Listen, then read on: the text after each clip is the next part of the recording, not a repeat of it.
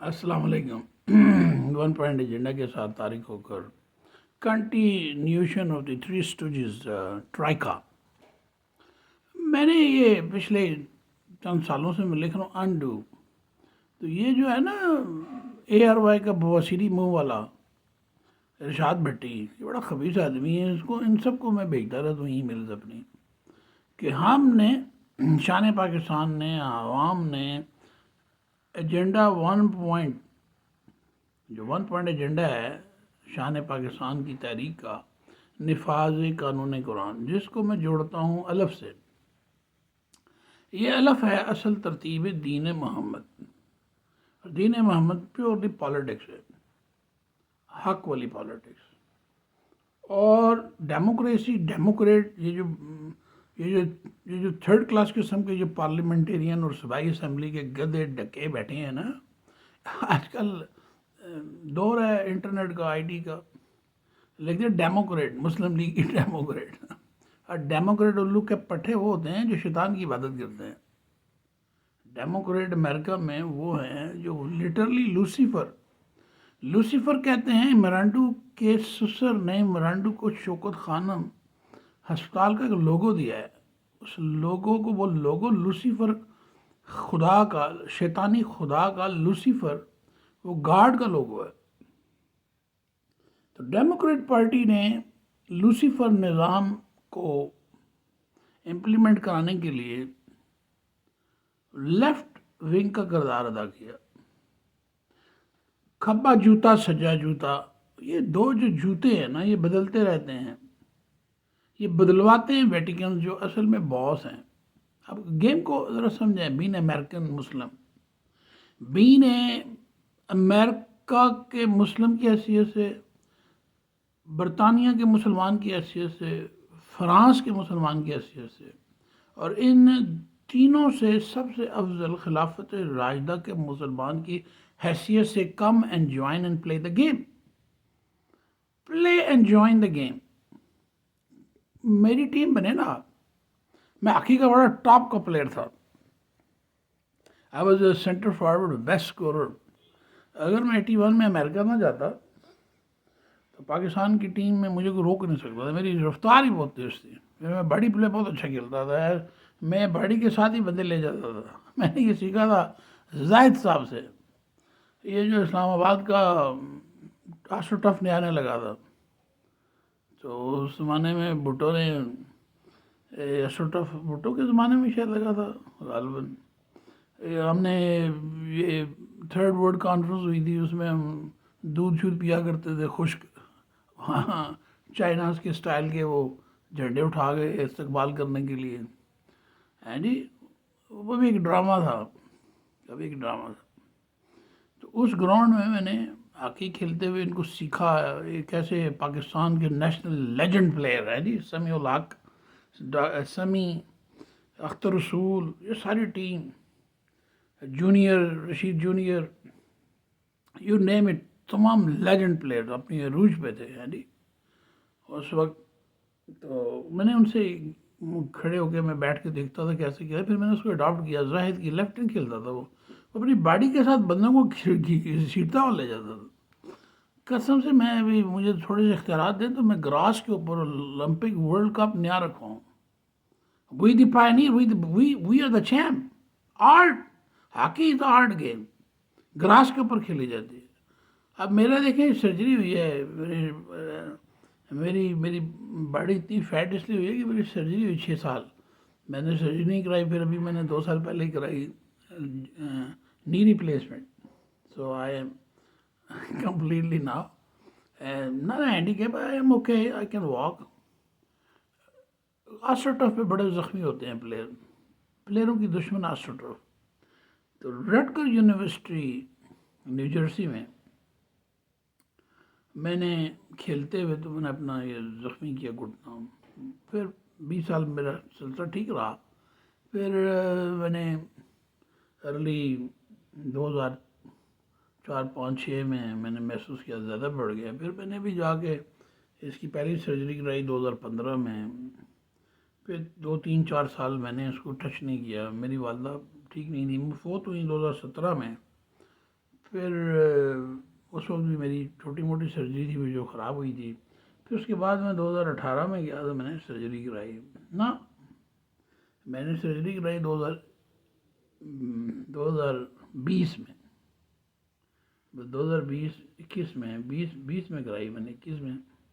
تو اب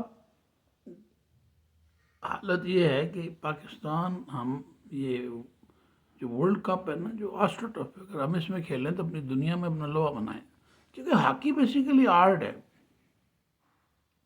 آرٹ ہے, فن ہے. آپ اس کو کھیلتے ہیں, ٹربلنگ کرتے ہیں, آپ اوپر سے بال لے جاتے ہیں, بندہ دیکھتا رہتا ہے بال کدھر گئی. تو اب تو آسٹرو ٹف ہے سیدھی سیدھی.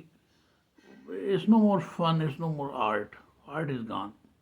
سو باتوں کے دوران واپس چلتے ہیں اصل بات پر کہ وہ جو انہوں نے بلایا ہماری جو وزرائے خارجہ کی نہ ہمارے تمام تھرڈ ورلڈ کنٹری کے نام سے یہ جو مسلمانوں کی جو سربراہان کی بھٹو صاحب نے جو کانفرنس رکھوائی وہ خود تو بے وقوف تھا, لالچی تھا اقتدار کا, اپنے ساتھ ان کو بھی لے ڈوبا. بے وقوف آدمی آئل سٹرائک کر رہا. آئل سٹرائک سے پہلے تم اپنی فوج کو اکٹھا کرو, اپنا ایک سکہ بناؤ, اپنے وہ کام کرو. آئل سٹرائک کروا کے شاہ فیصل کو مروا دیا, ایدی امین کو بڑا ذلیل کرایا. یہ سب ان کے نشانے پہ انہوں نے سب کو مارا ون بائی ون. بھٹو ان کا آدمی تھا, ان کو مارا.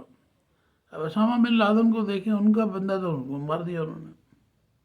تو نبی صلی اللہ علیہ وآلہ وسلم نے بڑی سختی سے یہ منع کیا تھا. جہاد بالسیف قبل نفاذ قانون قرآن سختی سے منع فرمایا. ایک انوسنٹ کی جان کی اتنی بڑی وعید ہے تو ایک مسلمان کی جان تو بہت ہی عظیم ہے. تو جنتوں کی عظمتوں جتنی جان ہے ایک مسلمان کی جان کا خون نکلنا. انہوں نے جہادیوں نے بے وقوفوں نے غلط طریقے سے مروایا. نبی صلی اللہ علیہ وسلم کے دین کو سمجھتے نہیں ہیں. میں خود جا رہا تھا جہاد افغانستان میں, میرے بھائی جان نے مجھے بلا لیا. ریولوشنریز میں پتا تھا یہ جائے گا مرے گا. وہ ہم نہیں ڈرتے کسی سے, ہم تو کھوکر ہیں. خالد بن ولید رضی اللہ تعالیٰ عنہ کی والدہ حضرت لبابہ کا ٹرائب ہے. کھوکر, رانے, راجپوت, ملک, عوان, اور نکلو باہر, نکالو نا اپنی تلواریں میانوں سے. نبی صلی اللہ علیہ وسلم کے جو صحابی تھے یہ سپہ سالار تھے, تلوار کے زور پر دشمن کو پکڑتے تھے. یا بھائی بات مان یا جزیہ دے,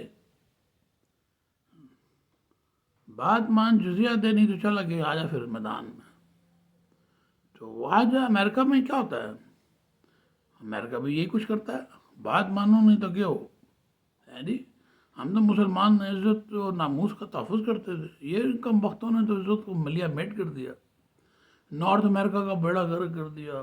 ہر وہ ملک جس میں کھڑے ہونے کی طاقت ان کے خلاف نہیں ہے اس کو تو ستیہ ناش کر دیتے. اب پاکستان کا ستیہ ناش ہونے جا رہا ہے کیونکہ ہم ان کے خلاف کھڑے نہیں ہو رہے.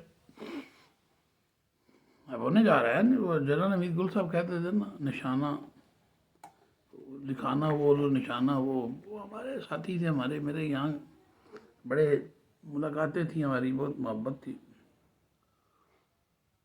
یہ جو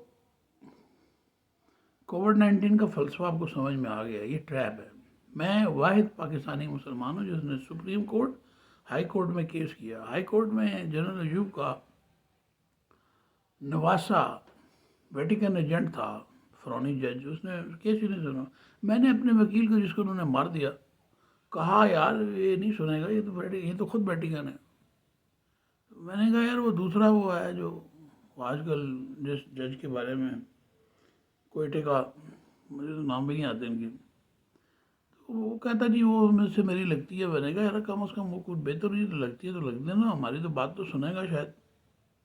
تو کہنے کا مقصد یہ ہے کہ سارے کے سارے جو ٹرائکا کی جو تینوں پاکٹس ہیں نا, ٹرائکا کے تینوں سٹوجیز ہیں, they are anti Islam, they are anti دین محمد, دے آر اینٹی پاکستان. لا الہ الا اللہ محمد الرسول اللہ, یہ بات سچ ہے. ہم آپ میں سے بڑے لوگ پڑھے لکھے ہیں، دلیل سے مجھے ثابت کریں کہ میں نے جو قسم اٹھائی ہے کلمے کی اور یہ غلط ہے۔ قرآن پاک فرماتا ہے کہ ہر وہ جو میرے قانون کے علاوہ کوئی اور قانون نافذ کرے وہ فرعونوں میں سے ہیں، تو میں سچا ہو گیا۔ قرآن فرماتا ہے کہ میرے علاوہ اگر کوئی اور کسی سے ڈرتا ہے تو وہ مسلمان نہیں ہے، تو میں سچا ہو گیا۔ نبی صلی اللہ علیہ وسلم کا حکم ہے کہ جہاد بالسیف سختی سے منع ہے۔ آپ کو پتہ ہے کتنے حالات ٹھیک بھی ہو رہے تھے اور خراب بھی تھے مدینہ میں جب آپ نئے نئے گئے۔ جب ٹھیک ہوئے تو لوگ روز تڑپتے تھے، ہمیں اجازت ہے ہم ان کو پکڑے کٹے، نبی صلی اللہ علیہ وسلم نے اجازت نہیں دی۔ جو امپلیمنٹیشنز تھیں، جو معاہدات تھے، جو لاز مزید نافذ ہو رہے تھے، جب وہ میچور ہو گئے تو اللہ نے کہا آ جاؤ پھر، اب تمہیں بڑا شوق تھا نا لڑنے کا، آ جاؤ پھر میدان گرم ہے۔ یہ الف ہے دین محمد کا۔ کوئی خطیب، کوئی مولوی، کوئی دانشور، کوئی اسلامی جماعتوں کا کوئی بدماش لیڈر یہ بکواس ہی نہیں کرتا۔ اور سراج اور چاچا سراج 2 منٹ کے لیے آ، میں تجھے سکھاؤں پالیٹکس کس کو کہتے ہیں۔ یہ جماعت اسلامی والے تو پکے ویٹیکن فری میسن کے ایجنٹ ہو گئے۔ میں نے ایک دفعہ ابو العلم مودودی رحمۃ اللہ کی کتاب رسائل و مسائل کی کسی جلد میں جو چند چیزیں پڑھی ہیں، ساری پڑھی ہیں آف کورس، جو میرے دل کو لگی ہیں وہ 2-3 ہیں۔ ایک،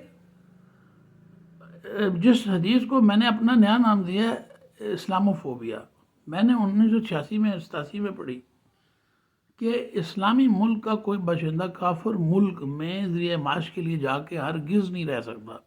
نبی صلی اللہ علیہ وسلم نے بڑی سختی سے منع فرمایا۔ آپ سچ بولتے ہیں، آپ مجھے سن رہے ہیں، کسی عالم دین نے، کسی پروفیسر نے، کسی ٹیچر نے، بے وقوف کے بچے، ٹیچر بچوں پہ بڑا ظلم کرتے ہیں اسکولوں میں، اچھے سے اچھا ٹیچر بھی نہیں چھوڑتا، کم از کم ہم جس زمانے میں پڑھیں۔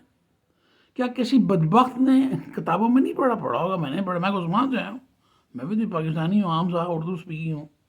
میں نے تو انگریزی جا کے سیکھی امریکہ میں، مجھے تو ایک لفظ نہیں آتا تھا انگریزی میں۔ میں تو ملیہ اسلامیہ اردو میڈیم راولپنڈی کٹاریاں کا پڑھا ہوں، پٹوڑے کا۔ گورنمنٹ کالج اسکول مال سے میں نے ایجوکیشن لی ہے۔ بابر رحمان چوتیے کو، وزیر قانون کو میں نے میرے ساتھیوں نے میری وجہ سے اس کو پالیٹکس میں ہم نے 4 چاند لگائے۔ بڑا سیلفش انسان ہے، بڑی اس کی کیلیبریشن تھی۔ مجھے یہ تھا کہ اسلام کے نظام کے لیے کام کرے گا، مگر دنیا داری میں گھس گیا، جہنم کے سب سے نچلے طبقے میں جائے گا۔ یہ سچ بول رہا ہوں، قسم کھا رہا ہوں۔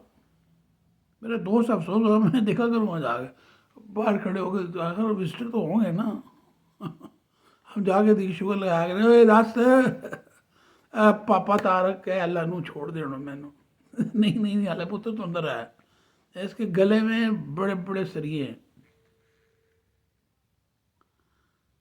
ریمنڈ ڈیوس کے زمانے میں یہاں کچھ میرا جھگڑا ہوا ہے جی، تو اس کو میں نے لیٹر لکھا، میں نے کہا یار ان کو ذرا، یہ وزیر قانون تھا، چیک کرو، بغیر جواب ہی نہیں دیا۔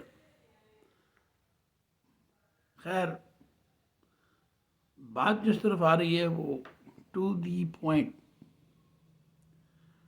یہ جو پارلیمنٹ، ٹی وی، یہ تینوں کے ذریعے عوام کے دماغ کو سن کر کے رکھا ہوا ہے، جکڑ کے رکھا ہوا ہے، یہ گیم کے اندر گیم ہے، یا آپ اپنی عزت لٹوا رہے ہیں۔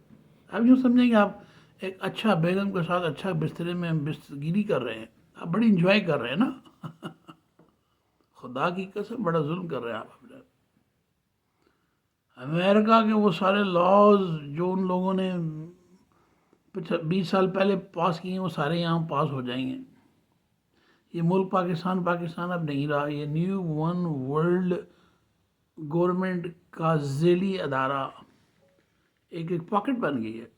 یہ کم بخت جو ہمارے لیڈر ہیں، ان کے منیٹرز بن گئے ہیں، یعنی کہ کوئی بھی ویلیو نہیں ہے۔ میں امریکہ میں رہتا ہوں، نارتھ امریکہ کے سارے کرسچن سارا دن جیسس کرتے ہیں، بری حالت ہے ان کی۔ ہم تو اللہ کرتے ہیں، جب یہ نیوک پر قبضہ کریں گے نا 400، پھر دیکھنا ہماری حالت کیا کریں گے۔